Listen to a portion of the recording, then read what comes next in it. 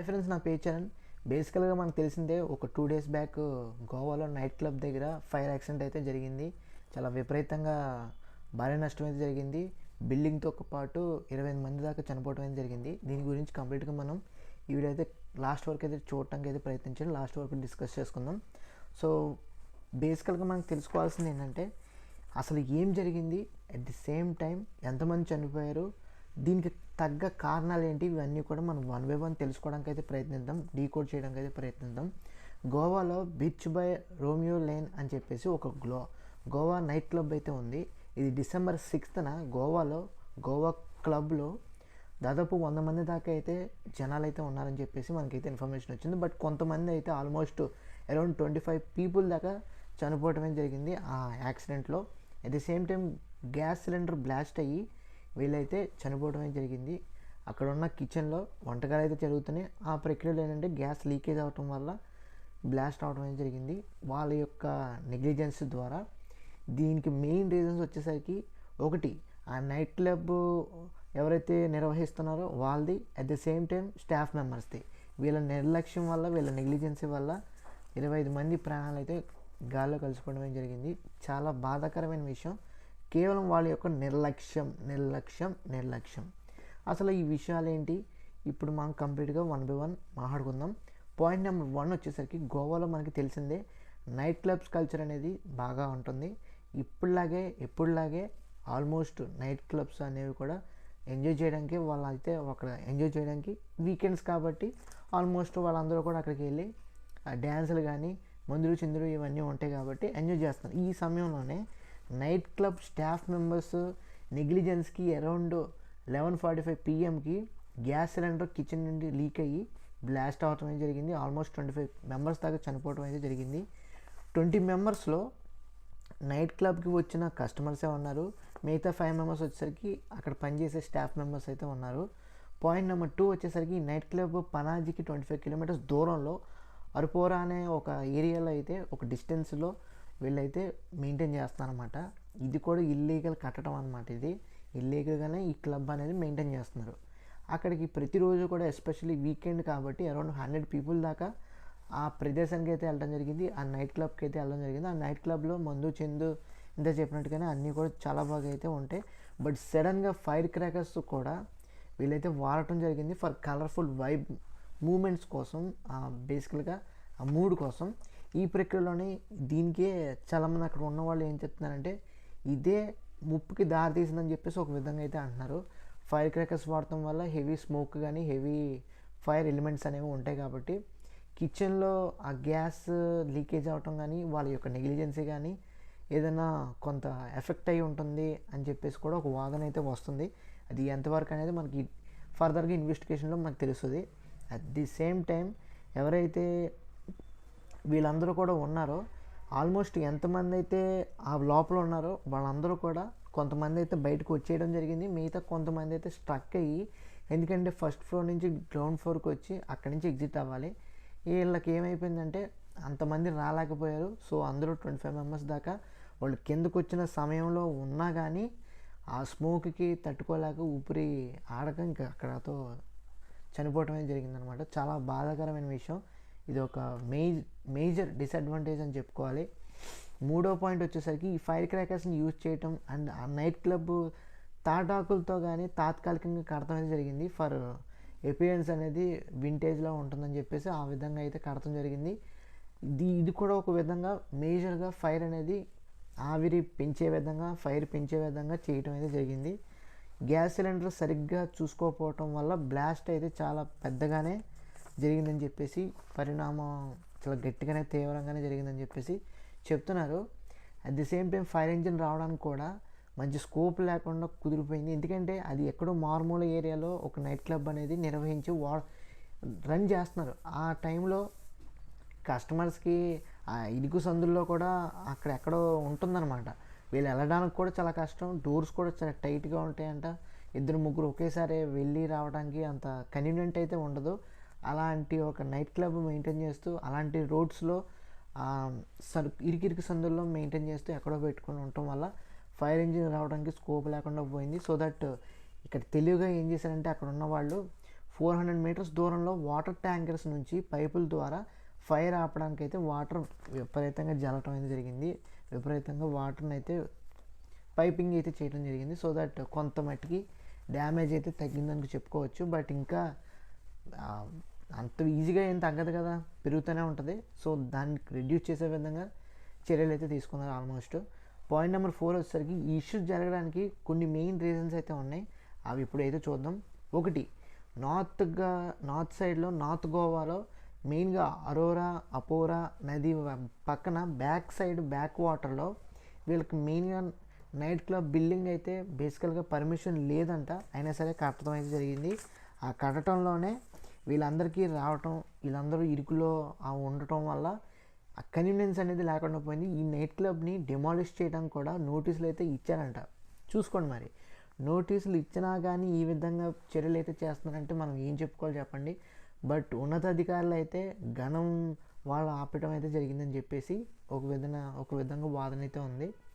Point number 5 వచ్చేసరికి ఈ club managers కానీ క్లబ్ ఓనర్స్ కానీ పూర్తి డీటెయిల్స్ ఇప్పుడైతే కంప్లీట్గా తెలుసుకుంది. ఎందుకంటే వీళ్ళే మెయిన్ కల్ప్రిట్స్ అని చెప్పుకోవచ్చు మనం. ఇల్లీగల్గా మెయింటైన్ చేయడం, ఇల్లీగల్గా వర్క్ చేయడం, ఇల్లీగల్గా దాన్ని బిజినెస్ చేసుకుంటాం అనేది ఈజ్ నాన్ ప్రాఫిటబుల్. బట్ వీళ్ళు ప్రాఫిట్ చేసుకుని ఎంజాయ్ చేస్తున్నారు. సో వీళ్ళ గురించి కూడా తెలుసుకోవాలి. కాబట్టి ఈ నైట్ క్లబ్ ఓనర్స్ వచ్చేసరికి సౌరవ్ లూత్రా, అదేవిధంగా గౌరవ్ లూత్రా, వీళ్ళిద్దరూ మెయిన్ హెడ్స్ అనమాట, ఓనర్స్ అనమాట. వీళ్ళు chairman plus co founder. But అదేవిధంగా క్లబ్ వీళ్ళ స్టాఫ్ మెంబర్స్ ఎవరైతే ఉన్నారో క్లబ్ చీఫ్ జనరల్ మేనేజర్ వచ్చేసరికి రాజు మోదక్. ఈయనైతే విపరీతంగా ఉన్నారనుకోండి, ఫ్రస్ట్రేషన్లో ఉన్నారనుకోండి. ఇంకొక వ్యక్తి వచ్చేసరికి general manager Vivek Singh, bar manager వచ్చేసరికి రాజీవ్ సింగరయ్య, గేట్ మేనేజర్ వచ్చేసరికి రియాన్సు ఠాకూర్. వీళ్ళందరినీ కూడా అరెస్ట్ చేయడమే జరిగింది అని చెప్పేసి Goa chief minister CM Pramod Sawant గారు అయితే చెప్పడం జరిగింది. బట్ ఓనర్స్ని ఇంకా అరెస్ట్ చేయడం అయితే జరగలేదు. వీళ్ళని కూడా త్వరలోనే పట్టుకుంటాం అని చెప్పేసి చెప్పడం అయితే జరిగింది. అట్ ది సేమ్ టైం ఎవరైతే చనిపోవడం అయితే జరిగిందో వాళ్ళందరికీ కూడా ఎక్స్గ్రీషియాగా 5 lakhs అయితే ఇవ్వడం జరిగింది, ఫైనాన్షియల్ సపోర్ట్కి ఇవ్వడం జరిగింది. అదేవిధంగా ఎవరైతే గాయాలతో బాధపడి ఉంటారు కదా, వాళ్ళకి 50,000 దాకా ఇవ్వటం అయితే జరిగింది. సో ప్రతి దాంట్లో కూడా నెగ్లిజెన్స్తో పాటు కొంత గవర్నమెంట్ ఫైనాన్షియల్ సపోర్ట్ కూడా ఇచ్చిందనుకోండి. బట్ ఏంటంటే వాళ్ళకి ఇల్లీగల్గా పర్మిషన్స్ ఇవ్వకపోయినంటే ఇంతవరకు వచ్చేది కాదు. సరే పక్కన పెట్టండి. పాయింట్ నెంబర్ 6 వచ్చేసరికి ఈ ఓనర్స్ ఎవరైతే ఉన్నారో వీళ్ళిద్దరికీ బేసికల్గా పడదంట ఫ్రమ్ ది బిగినింగ్ నుంచి. అయినా సరే సర్పంచ్ రోషన్ అనే ఆయన చెప్పడం ఏం జరిగిందంట, ఏంటంటే గ్రామ పంచాయతీ ఆఫీసెస్లో కూడా ఒకరినొకరు కంప్లైంట్స్ చేసుకుంటూ ఉంటారంట. చూసుకోండి మరి, వీళ్ళిద్దరికి పడకపోతే బిజినెస్ ఎందుకు చేయటం ఇల్లీగల్గా, అది కూడా ఎంతోమంది ప్రాణ నష్టం చూసారా.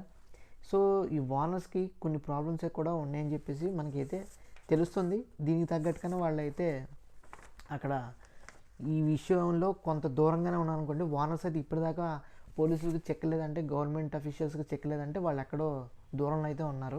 అండ్ అదేవిధంగా పాయింట్ నెంబర్ 7 చూసుకున్నట్లయితే ఈ Goa night club blast news రావడంతో సెంట్రల్ గవర్నమెంట్ రియాక్ట్ అయ్యి వెంటనే ఎవరైతే నరేంద్ర మోడీ గారు కానీ, ద్రౌపది ముర్ము గారు కానీ, మిగతా మినిస్టర్స్ కానీ వీళ్ళందరూ కూడా రియాక్ట్ అయ్యి ట్విట్టర్లో మనకి వాళ్ళందరికీ కూడా కొంచెం దిగ్భ్రాంతి అయితే చెందడం జరిగింది. దానికి కండోలెన్సెస్ అయితే చెప్పడం జరిగింది ఎవరైతే చనిపోయిన వాళ్ళు ఉన్నారో. అదేవిధంగా ఇక్కడ అపోజిషన్ పార్టీకి సంబంధం ఏంటో నాకు తెలియదు. బట్ రెస్పాన్సిబుల్ పీపుల్ కాబట్టి, డెమోక్రసీ వరల్డ్లో ఉంటున్నాం కాబట్టి, డెమోక్రసీ ఉంది కాబట్టి మన ఇండియాలో, సో డెఫినెట్గా పార్టిసిపేట్ చేయాలనుకోండి. ఫ్రీడమ్ ఆఫ్ స్పీచ్ ప్రకంగా అందరూ కూడా మాట్లాడుకోవచ్చు. బట్ అపోజిషన్ పార్టీ వాళ్ళు అయితే దీని మీద ఇన్వెస్టిగేషన్ చేయాలని చెప్పేసి రాహుల్ గాంధీ గారు అయితే చెప్తున్నారు. రాహుల్ గాంధీ గారు చాలా డిమాండ్ అయితే చేస్తున్నారు. అందులో ప్రత్యేకంగా చూసుకున్నట్లయితే ఇది ఖచ్చితంగా భద్రత పాలన వైఫల్యం అని చెప్పేసి కఠినంగా అయితే అని చెప్తున్నారు. ఇంకో విషయం ఏంటంటే గోవా సీఎం ఎవరైతే ఆయన ఉన్నారో ఆయన రాజీనామా చేయాలని చెప్పేసి డిమాండ్ అయితే చేస్తున్నారు రాహుల్ గాంధీ గారు. చూడండి మరి, అసలు గోవా సీఎం సంబంధం ఏంటి, దీనికి సంబంధం ఏంటి, ఇవన్నీ కూడా కంప్లీట్గా అపోజిషన్ పార్టీకి రాహుల్ గాంధీ గారికి అవగాహన పొలిటికల్గా లేకపోవడంతో ఈ విధమైన మాటలు అయితే మాట్లాడుతున్నారు. సో ఇది కూడా కొంత మట్టికి మనం చెప్పాల్సిన అవసరం అయితే ఉంది.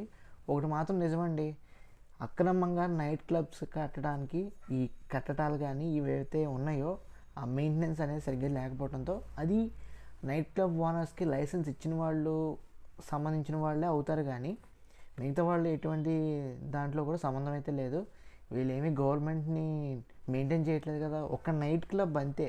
ఆ నైట్ క్లబ్కి వచ్చే అంత కలెక్షన్ కూడా పెద్ద ఏమి లక్షల వేల కోట్లు ఏం కాదు కదా. ఏదో ఒక మాదిరిగా అయితే వస్తుంది, అంతేగాని గవర్నమెంట్ని చేంజ్ చేసే విధంగా, గవర్నమెంట్ని కంట్రోల్ చేసే విధంగా అయితే ఏమి ఉండదు.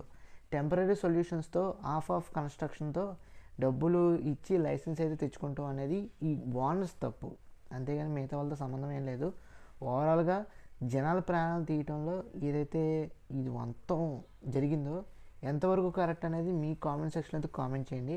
ఎందుకంటే ఒక ప్రైవేట్ పీపుల్ అనేవాళ్ళు ఒక కొలాబరేషన్తో, పార్ట్నర్షిప్తో బిజినెస్ పెట్టినప్పుడు వాళ్ళందరికీ పడట్లేదు అన్నప్పుడు ఇలాంటి నైట్ క్లబ్స్ అనేవి, ఇలాంటి పార్టీ క్లబ్స్ అనేవి ఎంతవరకు కట్టడం అనేది న్యాయం అనేది మీరు చెప్పండి. రెండోది వచ్చేసరికి డబ్బులు ఇచ్చి లైసెన్స్ తెచ్చుకుంటాం కానీ, పర్మిషన్స్ తెచ్చుకుంటాం కానీ, నోటీసులు వచ్చిన దాన్ని కూడా దాన్ని అబాలిష్ చేసే విధంగా, దాన్ని పక్కకు పెట్టేసి విధంగా దాన్ని సపోర్టివ్ వేలో తీసుకెళ్ళటం అనేది ఎంతవరకు కరెక్ట్ అనేది మీరు చెప్పండి కామెంట్ సెక్షన్లో. అట్ ద సేమ్ టైం మనం అందరం కూడా, ప్రతి ఒక్కళ్ళు కూడా, మనం ఏ విషయంలో అయినా సరే మనం సెంట్రిక్గా, న్యూట్రల్గా మనం పర్స్పెక్టివ్లో మాట్లాడితే ఇటువైపు తప్పొప్పులు తెలుస్తాయి, ఇటువైపు కూడా తప్పొప్పులు తెలుస్తాయి. ఇక్కడ మనకి గోవా ఎవరైతే చీఫ్ మినిస్టర్ ఉన్నారో ఆయన ఆధీనంలో ఖచ్చితంగా స్టేట్ అనేది చాలా బాగా చూసుకోవాలి. At the same time ministers కూడా అదేవిధంగా వాళ్ళ కింద డిపార్ట్మెంట్స్లో ఎవరైతే ఆఫీసర్స్ ఉన్నారో వాళ్ళు కూడా ఇటువంటి ఏవైతే ఉన్నాయో ఇల్లీగల్ యాక్టివిటీస్ ఏవైతే జరుగుతున్నాయో, ఇల్లీగల్ కన్స్ట్రక్షన్స్ ఏవైతే జరుగుతున్నాయో వాటిని అరికడతాం అనేది ఖచ్చితంగా గవర్నమెంట్ అనేవాళ్ళు చూసుకోవాల్సిన అవసరం అయితే చాలా అంటే చాలా మట్టి ఎక్కువగానే ఉంటుంది, అందులో డౌటే లేదు. 100కి 200% కూడా చూసుకోవాల్సిన అవసరం అయితే ఉంది. సో ఇది ఓవరాల్గా గోవా ఫైర్ యాక్సిడెంట్ ఏదైతే జరిగిందో దానికి సంబంధించిన కంప్లీట్ ఇన్ఫర్మేషన్ అయితే మీకు 1 by 1 స్టెప్ బై స్టెప్ ఇచ్చామనుకుంటున్నాను. మీకు ఏమాత్రంగా నచ్చినా కానీ ఈ వీడియో డెఫినెట్లీ మన ఛానల్కి అయితే సబ్స్క్రైబ్ చేసుకోండి, మన ఛానల్కి అయితే లైక్ చేయండి, మన ఛానల్ని అయితే షేర్ చేయండి. ప్రతి ఒక్కరికి కూడా ఇలాంటి ఇన్ఫర్మేషన్ ప్రతి ఒక్కరికి తెలియాలి. అట్ ది సేమ్ టైం మన ఛానల్కి అయితే సబ్స్క్రైబ్ చేసుకోండి. ఇలాంటి మరెన్నో ఇన్ఫర్మేటివ్ వీడియోస్ కానీ, ట్రెండింగ్ వీడియోస్ కానీ, యూస్ఫుల్ వీడియోస్ కానీ, ఎవర్ గ్రీన్ టాపిక్స్ చెప్పడానికి మన ఛానల్ అయితే అన్ని విధాలుగా కూడా సిద్ధంగా అయితే ఉంది. మీరు సపోర్ట్ చేయడానికి సిద్ధంగా అయితే ఉండండి, సపోర్ట్ చేయండి, సబ్స్క్రైబ్ చేసుకుని పక్కన ఉన్న బెల్ ఐకాన్ కూడా ఆన్ చేసుకుని పెట్టుకోండి. సో ఇది ఓవరాల్గా. Thanks for watching. See you again. Bye by.